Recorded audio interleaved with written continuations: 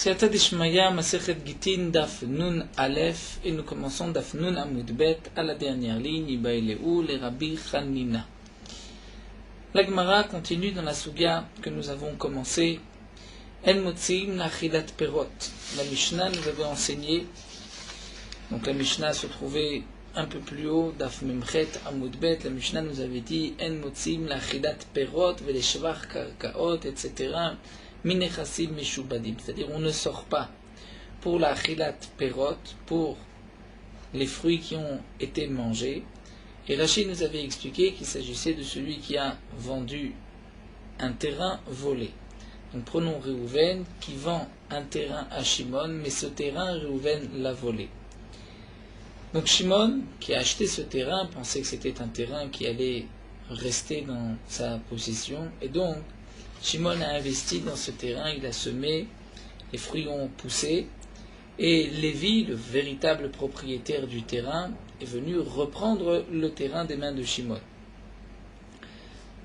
Puisque c'est ainsi, Shimon se retourne vers Réhouven et lui dit « Tu m'as donc vendu un terrain volé, et il y avait une garantie, il a marqué comme Rachid avait rapporté, je te vends un terrain, au cas où le terrain te sera repris, eh bien je vais te rembourser le prix du terrain. » Et c'est vrai que nous dit Rachid, dans le shtar, il marque aussi je vais te rembourser le terrain, mais aussi Amaléon Veshvacheon, c'est-à-dire ton travail, ta fatigue, est-ce que le terrain, est-ce que ta fatigue a donné. Donc lorsque Shimon se rend vers Réhouven pour récupérer le prix du terrain qui a été donc acheté par Shimon, mais c'était un terrain volé, si Réhouven n'a pas d'argent, Shimon pourra se servir des biens que Réhouven a hypothéqués pour cette vente, et même si Réhouven les a vendus entre-temps à Yehuda, Shimon pourra aller les chercher chez Yehuda et dire ces terrains a été hypothéqués, puisque moi-même j'ai acheté un terrain, ce terrain a été volé, donc je viens chez Réhouven récupérer mon argent, il avait hypothéqué tel terrain, tu as acheté entre-temps ce terrain, je récupère le terrain. Mais il ne pourra pas récupérer les fruits. Les fruits, c'est-à-dire la chilat perot, les fruits que le terrain ont donné, quand Shimon a dû rendre à Lévi, au propriétaire du terrain, Shimon va se faire rembourser de Réhouven, mais non pas des biens hypothéqués et donc des biens déjà vendus par Réhouven à Yehuda, mais seulement des biens Benechorim qui se trouvent encore chez Réhouven. Et la Gemara avait donné deux raisons. Pourquoi on ne peut pas prendre des biens hypothéqués? Resh Lakish avait dit, parce que les pérotes ne sont pas marquées. Ce n'est pas marqué le montant des pérotes. Donc c'est comme un prêt alpé, par oral, sans shtar, et donc on ne peut pas prendre les terrains qui ont déjà été vendus, donc les terrains ne sont pas hypothéqués pour les fruits, puisque comme nous l'avons vu, l'acheteur, Yehuda, ne pouvait pas se protéger, ne pouvait pas savoir quel était le montant des fruits, puisque ce n'était pas marqué dans le shtar. Lorsque c'est marqué dans le shtar, donc là il y a un col, tout le monde est au courant. Mais les fruits n'étant pas encore existants à l'époque, puisque ce n'est qu'après que les fruits sont arrivés, donc c'est comme nous avait expliqué Rashi, comme un milvé alpé. Ça c'était l'explication de Resh Lakish. Rabbi Hanina avait dit les fiches en ketsuvim, parce que le montant des fruits n'est pas katsuv, n'est pas fixe. On ne pouvait pas au moment de la vente de Réhouven de ce terrain à Shimon, Réhouven ne pouvait pas déjà évaluer le prix de ses fruits. Et donc c'est la raison d'après Rabbi Hanina pourquoi Shimon ne peut pas se servir des biens de Réhouven hypothéqués qui ont déjà été vendus, mais seulement des biens Benechorim. Alors la Gemara se penche maintenant les Rabbi Hanina Ketsuvim Urtuvim Bae Odilma Ketsuvim Vafalpichnan Tuvim. La raison de Rabbi Hanina, est-ce que c'est juste parce que le montant des fruits n'était pas fixe, mais Rabbi Hanina a-t-il une deuxième condition, c'est-à-dire est-ce que Rabbi Hanina est aussi d'accord, il faut que ce soit Ketsuvim et Ktuvim et marqué et aussi fixé le montant, ou bien L'essentiel, Ketsuvim, Afalpi, Shelan Ktuvim, si c'est le montant est fixe, même si ça n'avait pas été marqué, on aurait pu prendre des biens hypothéqués déjà vendus. C'est-à-dire que si on dit ainsi, d'après Rabbi Hanina, tout milva alpé, un prêt à l'oral, lorsque le montant est fixe, on pourra prendre des biens hypothéqués. Donc est-ce que le col, on peut dire la rumeur, que attention, n'achetez pas les terrains chez Rouven, puisque Rouven s'est engagé à hypothéquer les terrains, puisqu'il a vendu un terrain à Shimon. Est-ce que cela dépend du montant qui est fixe ou qui n'est pas fixe, ou ça dépend de ces pérotes, si elles sont marquées dans le shtar, ou si les fruits sont marqués dans le shtar ou ne sont pas marqués? Alors la Gemara nous dit Tashma. Nous allons essayer d'apporter une preuve. Dites-moi, voici une membra. Nous avons appris le dîne suivant. Mishemet, un homme qui est mort, vini archete banot, et a laissé 2 filles. Quel est le dîne d'un homme qui meurt et qui laisse des filles? Les filles vont pouvoir, pour se marier, prendre 1/10 des biens du père. C'est ce qu'on appelle Issour Nechassim, et autrement aussi c'est Parnassa. C'est-à-dire que les filles vont pouvoir, avant le partage des biens, prendre 1/10 des biens. Imaginons qu'il y a des filles et des garçons, ce sont les garçons qui vont hériter des biens du père. Mais les filles vont d'abord prendre 1/10 pour se marier. Là nous avons le cas d'un homme qui est mort, qui a laissé 2 filles et un garçon. Donc le garçon c'est lui l'héritier, mais les 2 filles vont d'abord prendre 1/10. Fekidma Arishona, la première a devancé la seconde, a pris Venatla, elle a pris Issour Nechassim, 1/10 des biens pour se marier. La deuxième voulait aussi se marier, seulement Velo Ispik Ashinia les Gabot, elle n'a pas eu le temps de prendre 1/10 des biens, Hatchemet Aben, que leur frère, le fils, est mort. Puisque le fils est mort, donc l'héritage revient aux 2 sœurs. Donc là, l'héritage revenant aux 2 sœurs, une peut dire, c'est-à-dire la petite, la deuxième peut dire, je vais d'abord prendre le 1/10 des biens et ce qui reste, nous allons partager. Ou la plus grande peut dire, puisque maintenant tous les biens sont là, nous allons les partager en 2. Eh bien, Amar Rabbi Yochanan, Shnia Vitra. La deuxième, Vitra, c'est-à-dire, elle a perdu. Elle a perdu le 1/10. Pourquoi? Puisque la raison de ce Issour Nechassim d'1/10, c'est pour que la fille puisse avoir de quoi se marier. Mais là, étant donné que tous les biens sont pour les 2 filles, donc il n'est pas nécessaire de cette takana de Issour Nechassim, puisqu'elle a de l'argent pour se marier. Donc elle ait plus d'argent, parce que c'est vrai que si la deuxième prend d'abord 1/10 et ensuite elle partage, elle va gagner plus que si elle renonce à ce 1/10 et qu'elle va partager directement. Malgré tout, nous dit Rabbi Yochanan, la deuxième a perdu le 1/10, étant donné qu'elle a maintenant de quoi se marier en prenant la moitié des biens. Amarle Rabbi Hanina. Rabbi Hanina s'adresse à Rabbi Yochanan et lui dit Gdola mizo amrou. Plus encore que cela, nous avons dit. C'est-à-dire, Rabbi Hanina s'étonne. Comment? Parce que la première des filles s'est servie, a pris 1/10, c'est pour cela que la deuxième a perdu le 1/10. Mais nous avons dit plus encore que même dans le cas où le frère a vendu les biens, Motsiim le Parnassa, les filles vont pouvoir donc sortir des biens du père qui ont été vendus par le fils. Donc elles vont sortir des acheteurs, le 1/10, pour pouvoir se marier, bien que Ve'en Motsiim la maisonnote, pour manger, elles ne vont pas pouvoir sortir des biens déjà vendus, des biens du père déjà vendus. Puisqu'on ne prend pas pour les maisonnotes des Meshubadim, on ne prend que des Bénéchos. Mais pour la Parnassa, on pourra prendre même des biens qui ont déjà été vendus. Et donc Rav Hanina s'étonne, dit Atamarta, et toi tu dis Shnia Vitra, que la deuxième a perdu. Pourquoi elle a perdu? Parce qu'elle n'a pas eu le temps de prendre, que le frère est mort. Et Rachid nous explique que si déjà dans un shiboud d'autres, c'est-à-dire si les terrains ont été vendus, et là c'est plus fort encore que cela, parce que les terrains ont été vendus, on ne dit pas que la fille a perdu, elle pourra récupérer le 1/10. Là, maintenant que les biens sont devant les 2 sœurs, il est évident qu'on va d'abord lui donner un dixième et ensuite on devra partager. Ce que nous allons donc déduire des mots de Rabbi Hanina ici, c'est que, comme dit la Gemara, la parnassa, c'est-à-dire les biens qu'on va donner, le 1/10 des biens qu'on va donner à la fille pour se marier, miketz kaitse, c'est quelque chose qui est fixe, c'est 1/10 des biens. Mirtav l'octivé, mais ce n'est pas marqué dans aucun shtar que le père devait payer les 1/10.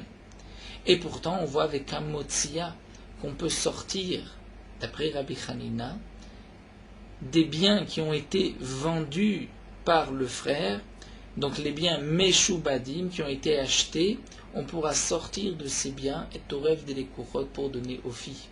Donc c'est exactement ce que la Gemara a se posé comme question d'après Rabbi Hanina. Quel est le din? Donc c'est vrai que plus haut on parlait des pérodes, d'un terrain volé. Ici on parle de la parnassa, mais le principe est le même. Tout ce qui est fixe mais qui n'est pas écrit, est-ce qu'on peut aller se servir des acheteurs, de ceux qui ont acheté le terrain hypothéqué? Et donc là on voit d'après Rabbi Hanina qu'on peut acheter. Donc l'essentiel c'est ketsuvim et non pas ktuvim. Donc c'est comme la deuxième possibilité que la Gemara nous avait donnée plus haut. Alors la Gemara répond non. Sha'ane parnassa kevan ditla kala kevan dirtive dame. Parnassa c'est différent. Lorsqu'un homme meurt, donc le monde entier est au courant que la fille va prendre 1/10, donc c'est comme si c'était marqué. Et il y a un col, c'est-à-dire tout le monde est au courant, comme si c'était marqué, et donc les acheteurs des terrains hypothéqués vont donc faire attention. Si malgré tout ils ne font pas attention, eh bien on pourra prendre de ces biens. Donc la Gemara maintient, peut-être que dans le cas d'un terrain volé, on ne pourra pas prendre si c'est katsuv tant que ce n'est pas marqué, puisqu'il faut pour un col, c'est-à-dire pour prévenir les éventuels acheteurs des terrains hypothéqués, il faut un col, et le col vient parce que c'est marqué et parce que c'est un montant fixé. Mais peut-être que, donc ici, même si ce n'est pas marqué, c'est comme si c'était marqué, parce que lorsque cet homme est mort, on sait qu'il a des filles, et elles prendront 1/10. Alors la Gemara continue toujours sur cette question d'après Rabbi Hanina. Metiv Ravuna bar Manoach. Metu benoteem nizonot minichasim benechorim. Là aussi, nous avons un cas qui n'est pas expliqué dans la Gemara, que Rashi nous rapporte. C'est une Gemara dans Masechet Ktubot. Un homme se marie avec une femme et il décide de nourrir la fille de cette femme d'un premier mariage pendant 5 ans. Ensuite, cet homme décide de divorcer cette femme. Donc elle divorce, elle se marie avec un autre homme. Donc un troisième mariage. Le troisième mari prend aussi sur lui de nourrir la fille pendant 5 ans. Quel est le din? Puisque maintenant le deuxième mari a l'obligation de nourrir la fille pendant 5 ans. Dans les 5 ans, elle a divorcé, elle se remarie, et donc un deuxième mari, ou un troisième si on commence depuis le début, ce troisième mari s'engage aussi à nourrir la fille pendant 5 ans, donc elle va recevoir 2 fois des mésonotes. Eh bien la Gemara nous dit, un seul devra la nourrir et l'autre devra donner la somme, la valeur des mésonotes.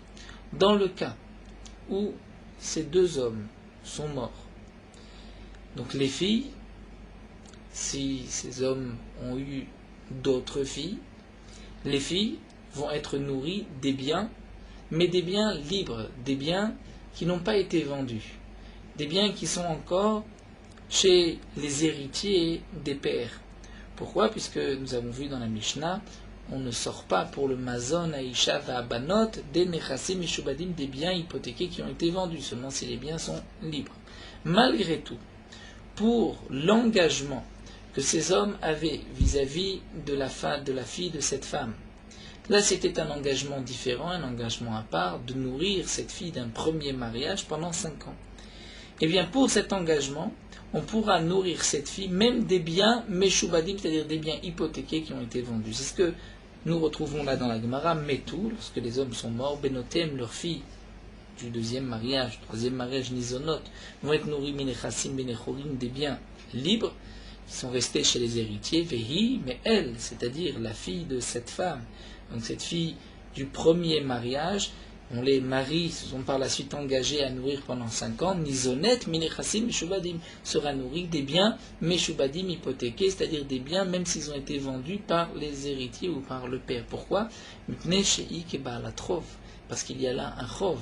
Le père s'était engagé de nourrir cette fille pendant 5 ans, donc c'est comme si le père doit à cette fille la nourriture de 5 ans, les biens sont hypothéqués, donc on pourra se servir même des éventuels acheteurs en leur disant mais vous avez acheté un terrain hypothéqué. Voici un cas ici où c'est Katsouv, puisque c'est pour 5 ans, mais ce n'est pas marqué, et pourtant on peut prendre des Meshubadim.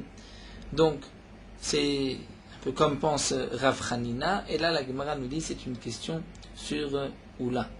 Une question sur Oula d'après Resh Lakish, puisqu'on voit ici que tout dépend si c'est Katsouv ou pas. Et ça ne dépend pas si c'est Katouv marqué ou pas. Donc là, la Gemara pose une question sur Oula d'après Resh Lakish. Et la Gemara répond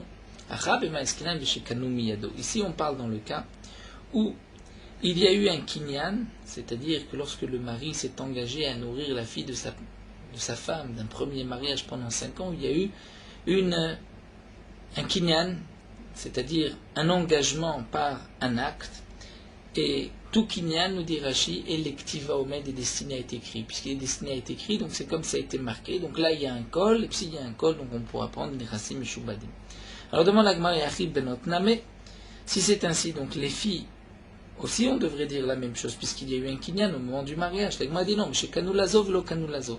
Il y a eu un kinyan pour la fille du premier mariage, mais pas pour les filles que cet homme va avoir avec cette femme par la suite. Maï Paska, demande la Gemara, pourquoi tu dis que dans un simple kinyan au moment du mariage, c'est seulement pour la première fille, pas pour les autres?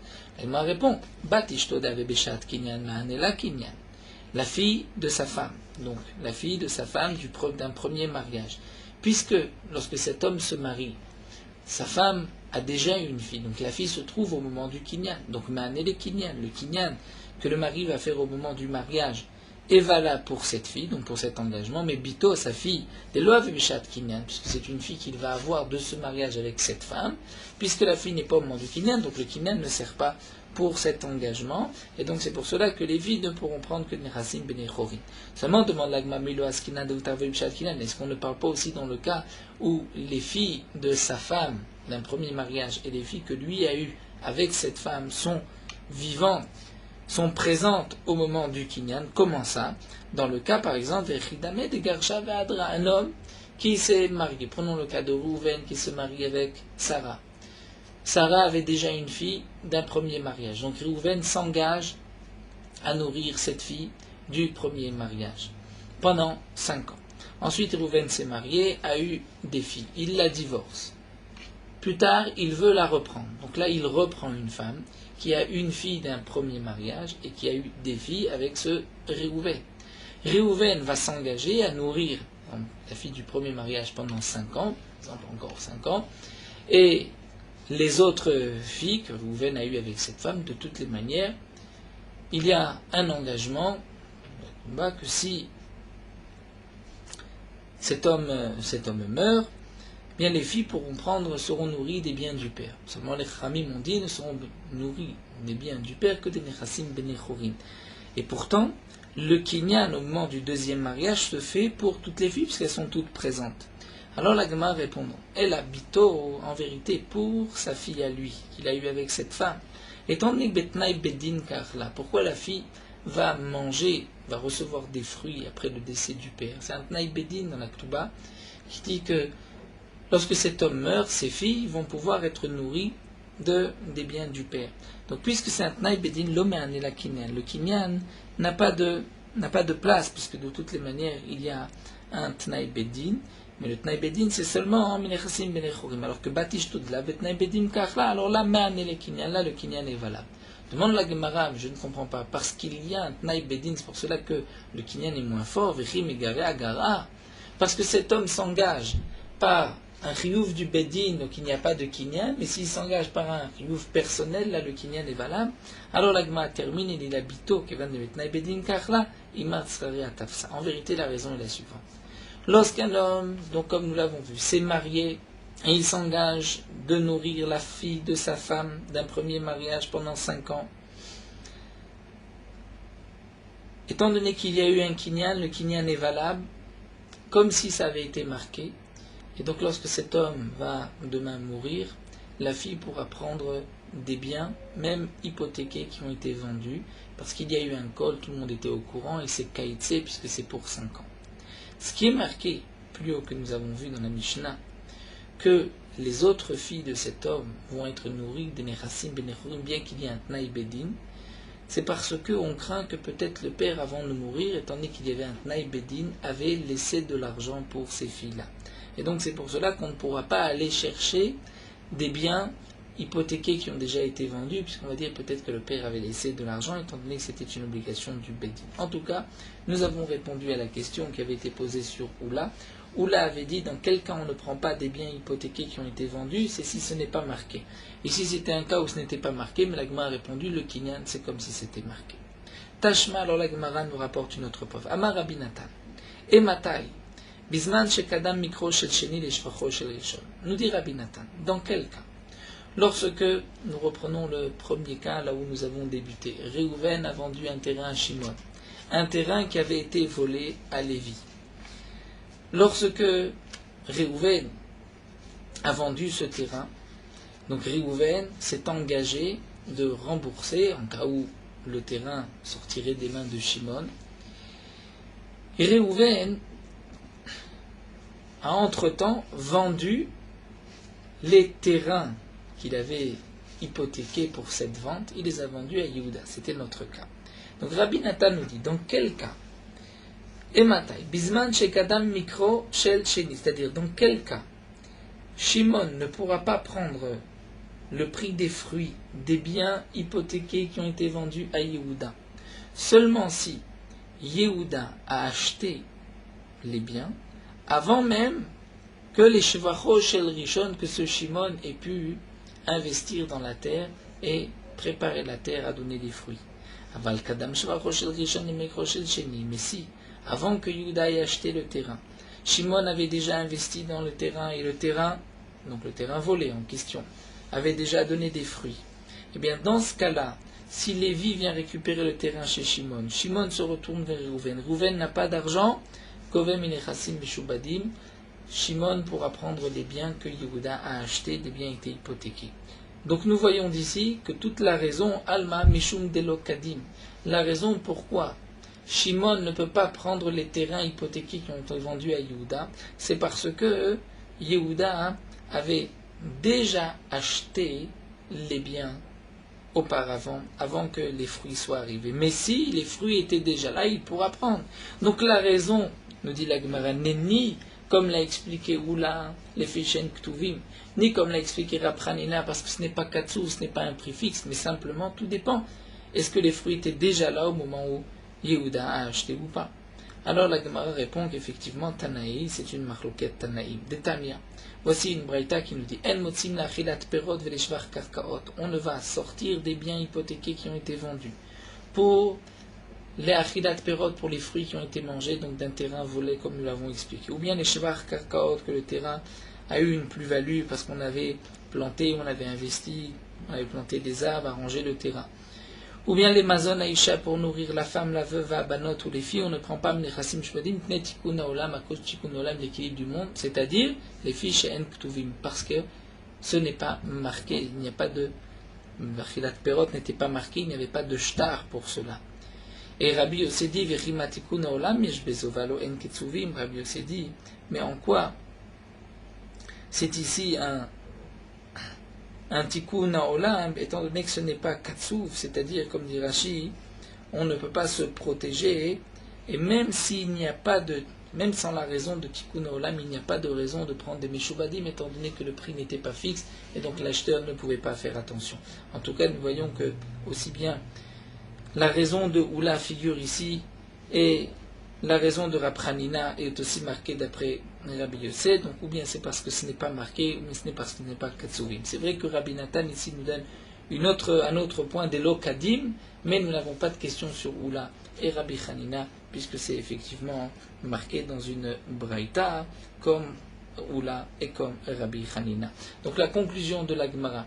Réhouven a vendu un terrain à Shimon, et ce terrain avait été volé par Réhouven. Shimon a pris le terrain, a investi, et donc le terrain a donné des fruits. Lévi, le propriétaire du terrain, lorsqu'il s'est rendu compte que le terrain lui avait été volé, vient le reprendre des mains de Shimon. Bien sûr, en apportant des preuves comme quoi le terrain lui appartenait et avait été volé par Réhouven. Shimon se rend chez Réhouven et lui dit « Tu m'as vendu un terrain, tu m'as d'ailleurs marqué une garantie que si demain on venait me le reprendre, tu me remboursais, donc rembourse-moi. » Réhouven n'a pas d'argent, Shimon pourra prendre les terrains de Réhouven. Et même les terrains qui ont été hypothéqués et vendus entre-temps à Yehuda, Shimon pourra les prendre, mais seulement pour le prix du terrain même. Mais pour le prix des fruits, d'Achilat Perot, que le terrain a donné entre-temps, ça on ne pourra pas prendre, comme nous l'avons vu, donc ou bien parce que ce n'est pas marqué, donc c'est comme une alva alpé, il n'y a pas de col, ou bien parce que ce n'est pas katsuv, il n'y a pas de préfixe, ou bien comme nous l'avons vu dès le kadim. La Gemara continue avec une sugia là un peu plus facile. Va motzi metzia lo ishaba. Nous avons vu dans la Mishnah que si un homme a trouvé un objet et vient le rendre, il ne doit pas jurer. C'est-à-dire si le propriétaire de l'objet dit c'est gentil de m'avoir rendu cet objet, mais il manque la moitié, par exemple il a trouvé un portefeuille, il y avait à l'intérieur de l'argent, il dit merci de m'avoir rendu cet argent, mais il manque la moitié, tu t'es servi. Il dit je n'ai rien pris. Il dit jure, tu me rends la moitié, peut-être que tu es même modé bemiksa tatana, tu reconnais la moitié, mais pnetikuna olam, on ne jure pas.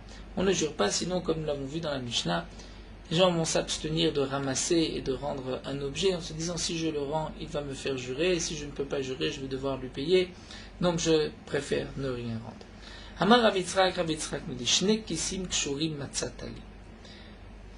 Celui qui a perdu dit à celui qui a trouvé tu avais trouvé deux kissim, c'est deux bourses, kshurim attachées l'une avec l'autre matzatali. Va alors merlo dit lo matzatali echad, je n'ai trouvé qu'une seule bourse. Eh bien, dans ce cas-là, Nishba, il doit jurer. Il doit jurer, étant donné que deux bourses ne peuvent pas se détacher l'une de l'autre. Donc, celui qui réclame, mais tu as trouvé deux bourses, c'est ce qu'on appelle une ta'anat bari, il est sûr de lui. Et lorsqu'il est bari, donc il réclame deux, et l'autre ne reconnaît que un, donc il y a modé bemiksa tatana, lorsqu'un homme reconnaît la moitié, c'est le cas bien connu de la Shua, Gouven dit à Shimon tu me dois 100, Shimon dit je ne te dois que 50, eh bien Shimon doit jurer qu'il ne doit pas plus que 50. Là aussi, on pourra jurer, ce n'est pas le cas de la Mishnah. Si celui qui a perdu vient réclamer, vient dire tu as trouvé deux taureaux attachés. Il dit non, je n'en ai trouvé qu'un seul, il n'en avait qu'un, et non nishba, là il ne jure pas. Pourquoi? Étant donné que les taureaux bougent, ils risquent de se détacher l'un de l'autre, et donc ce n'est pas une ta'anat bari, ce n'est pas sûr que il a trouvé deux taureaux, peut-être qu'ils se sont déjà détachés, il n'en a trouvé qu'un. C'est vrai que lui a perdu deux taureaux. Mais ce n'est pas celui qui a trouvé les deux, il n'en a trouvé qu'un seul, et donc là, on ne jurera pas, et non nishba, mais qu'ici, les bourses lomenatre matade ne vont pas se détacher l'une de l'autre. Un autre cas. Shne shvarim kshurim matzata. Tu as trouvé deux taureaux attachés. Valo omer lo di matzati, c'est vrai que j'ai trouvé deux taureaux accrochés.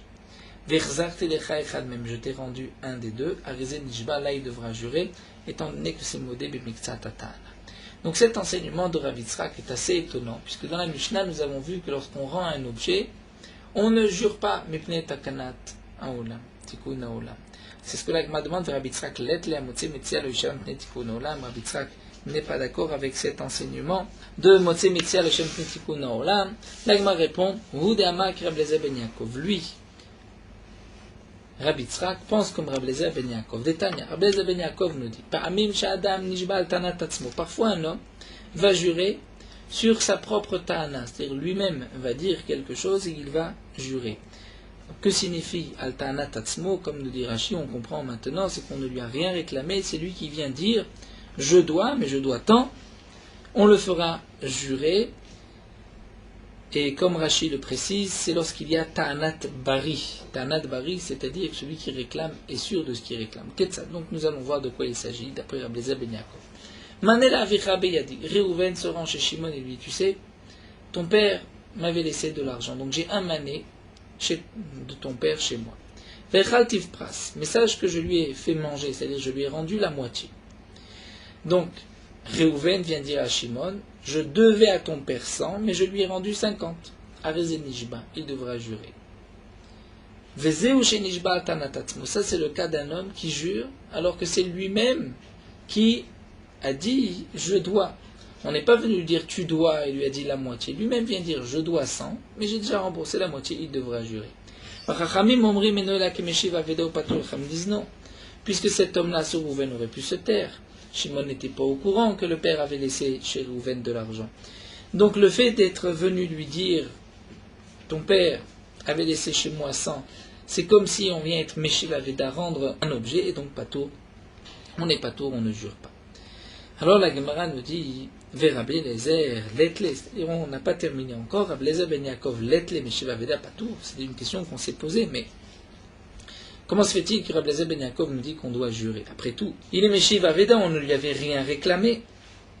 Amarav, Rav répond Beto Ano Katan. On parle ici que c'est un enfant mineur qui lui a réclamé l'argent. Il lui a dit mon père t'avait laissé 100, il lui dit je lui ai rendu la moitié.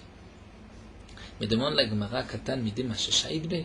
Mais est-ce qu'un enfant, c'est-à-dire est-ce qu'on tient compte de la ta'ana d'un enfant? Pourtant nous avons une Mishnah En Nishbaim, on ne jure pas. Al ta'ana Treresh, Shoteve Katan.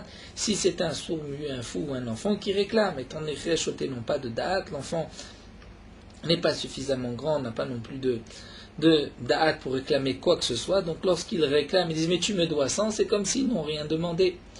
Donc on revient à la question, comment se fait-il que Rabbi ben Yaakov nous dise qu'il doit jurer? Après tout, on ne lui a rien réclamé. De dire que ce soit un enfant, impossible, puisque la tana d'un enfant n'est pas acceptée.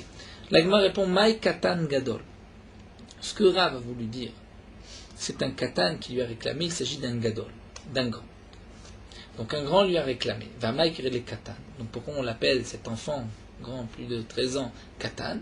Delegabé Milé de Aviv Katanou, puisque lui est héritier, il ne sait pas exactement ce qui se passait chez son père. Pour les affaires de son père, il est considéré comme un Katan, comme un enfant.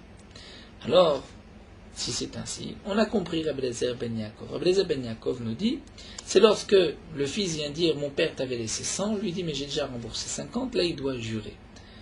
On comprend Rabbi Lezer ben Yaakov, mais on ne comprend pas la fin de Rabbi Lezer ben Yaakov. Rabbi Lezer ben Yaakov a dit Vizeu shenishba al tanat atzmo, ça c'est le cas où il va jurer sur ce que lui-même vient dire qu'il doit, c'est sa propre ta'ana. Yachi, ce n'est pas tanat atzmo, c'est tanat acherim, c'est les autres qui viennent réclamer. Alors la Gemara dit oui, c'est vrai que c'est les autres, mais c'est lui qui reconnaît, il reconnaît la moitié. Et la Gemara s'étonne encore, mais ça c'est kulhu, chaque fois que nous avons un cas de modé b'miktsat ta'ana, c'est qu'un réclame et l'autre dit je ne dois que la moitié. Donc si c'est ainsi, comment se fait-il que les chachamim ne soient pas d'accord avec ce dîme-là? Est-ce que les chachamim vont dire que il est patour? Ça c'est un cas où les chachamim sont d'accord qu'on devra payer, étant donné qu'il y a la réclamation d'un gadol et l'aveu de la moitié. Et là, avec des rabats kanoufi. La Gemara conclut, la marloquette ici entre Rabbi Lezer ben Yaakov et les chachamim, c'est dans le cas suivant. C'est concernant cet enseignement de Rabat. Et Rachid nous explique qu'on maintient la ta'ana d'un katan. On ne parle pas d'un gadol, on parle d'un katan. Donc le katan est venu dire mon père t'avait laissé 100. Lui dit c'est vrai que ton père m'avait laissé 100, mais je lui ai rendu déjà 50. La question était que lorsqu'un enfant réclame quoi que ce soit, on ne tient pas compte de sa ta'ana. Eh bien, comme nous allons le voir dans la Gemara et comme l'explique ici Rashi, c'est seulement lorsque c'est le katan qui vient dire je t'ai moi laissé en dépôt 100. Mais lorsque le katan vient dire mon père t'a laissé en dépôt 100, là, même lorsqu'un enfant vient réclamer, si l'ifkad, celui qui répond, dit je ne dois que la moitié, il devra jurer. D'après les chachamim, même si c'est un grand qui réclame, on ne devra pas jurer. C'est-à-dire que lorsqu'un grand vient dire mon père t'avait laissé de l'argent, rends-moi cet argent, et lui dit je ne dois que 50, il ne jurera pas. Donc là nous avons une machloket, comme l'explique Rashi, c'est que d'après Rabbi Lezer ben Yaakov, même lorsqu'un enfant vient réclamer, il doit jurer. D'après le Khamim, même lorsque un adulte, l'enfant du père vient réclamer, il ne devra pas jurer. Quelle est la marloquette? La marloquette, c'est sur cet enseignement de Rabat.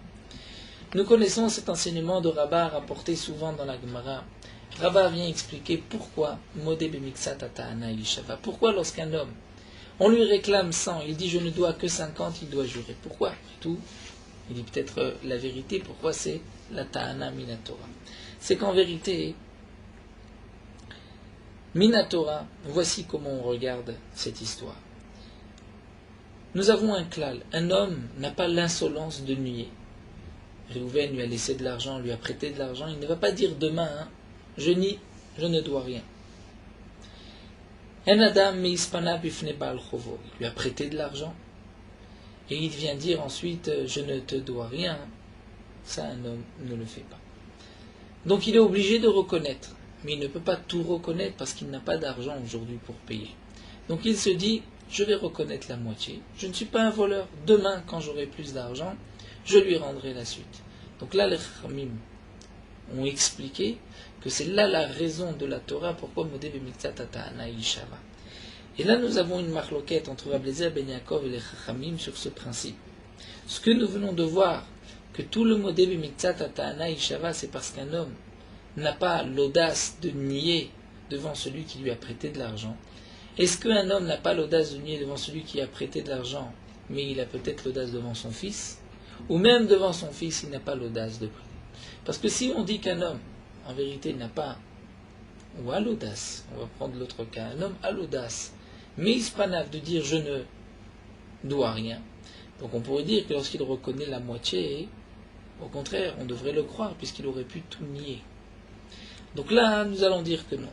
Puisqu'un homme n'a pas l'audace, donc il était obligé de reconnaître, seulement il ne veut pas tout reconnaître, donc il reconnaît la moitié. Et ça, c'est ce que la Gemara nous explique. Leur marloquette ici entre Rabbi Eliezer ben Yaakov et les Chachamim, c'est Bede Rava comme il fait. Dama Rabban Pnema Amra Torah Modé Bemixat Ta'ana. Rabban nous dit pourquoi la Torah a dit que lorsqu'un homme reconnaît la moitié de ce qu'on lui réclame, Ishava, il devra jurer. Chazaka, nous avons une Chazaka, qu'un Adam Mispanam Fune Balchova, un homme n'a pas l'insolence, pas l'audace, devant celui qui lui a prêté de l'argent de dire je ne te dois rien.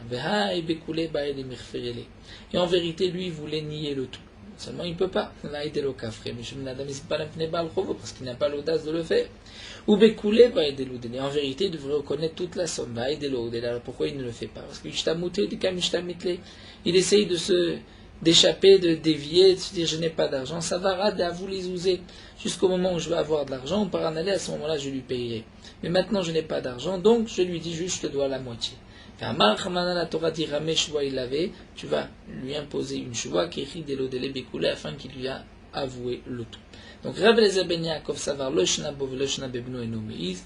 D'après Rabbi Eliezer ben Yaakov, il n'y a pas de différence si c'est lui qui a prêté ou le fils. Un homme n'a pas l'audace. Et donc, lorsque le fils, même si c'est un katan, vient dire mon père avait de l'argent chez toi et tu lui devais de l'argent, et lui répond je ne dois que la moitié, il doit jurer. Ce n'est pas Meshiv Aveda, c'est mon Rabbanan, c'est vrai, Boug des Nomeis, lui n'est pas Meis, envers la personne qui lui a prêté de l'argent, mais Aval Bibeno Meis. Mais si c'est son fils, il est Meis, puisque il a l'audace, mais de l'Omeis, donc puisqu'il n'a pas dit je ne dois rien, il a dit je ne dois que la moitié, donc on lui donne le statut de Meshiv Aveda comme s'il rendait un objet perdu, et donc c'est pour cela que d'après les Chachamim, il n'est pas nécessaire de jurer. Et donc la conclusion de la Gemara par rapport à Rabbi Yitzhak, c'est que nous voyons ici dans les mots de Rabbi Eliezer ben Yaakov que lorsqu'il y a une ta'anat bari, c'est-à-dire que celui qui réclame et dit je suis sûr tu devais tant, et que l'autre dit je ne dois que la moitié, il n'y a pas donc de Meshiv Aveda, et c'est ce que nous venons de voir plus haut dans les mots de Rabbi Yitzhak. Lorsqu'il a réclamé, il y avait deux qui signent Keshurim. Donc c'est une Ta'ana Bari, je suis sûr qu'il y avait deux bourses attachées l'une à l'autre. Et donc dans ce cas-là, même s'il dit je n'ai trouvé qu'une seule, bien que c'est une Aveda, il devra jurer, parce que c'est le principe du Modé Bemixat Ta'ana et Yeshava. Nous poursuivons B'Siyata d'Ishmaïa, Meorot Halacha, Daf Nun Aleph. À la fin de la Hamida, est-ce que l'on peut répondre au Kaddish à la Kedusha? Celui qui a terminé la dernière Beracha, Mevarech Tamu Israël Bashalom, avant d'avoir dit Yehule Ratzon, il entend un Kaddish ou une Kedusha. D'après le Shulchan Aruch, il ne doit pas s'interrompre, puisqu'il n'a pas encore dit Yehule Ratzon. Yehule Ratzon fait partie de la Tfila. D'après le Rama, de la même manière qu'on peut s'interrompre en disant Elokai Netzor, même si on n'a pas encore dit lui et Ratson, de même on peut s'interrompre pour répondre Kaddish, Kedusha, Barichou.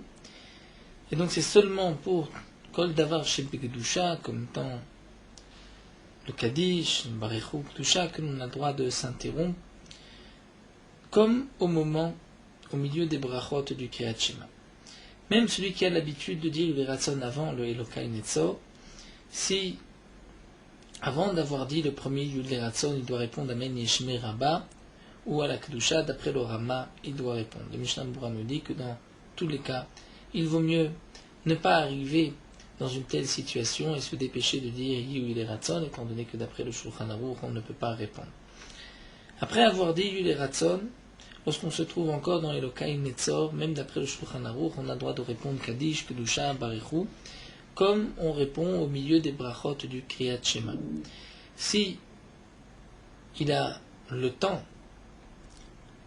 avant de répondre, il va s'interrompre dans les Tachanunim, dans les dernières supplications des Elokai Netzor, faire les 3 pas en arrière et ensuite répondre avec le Tzibur.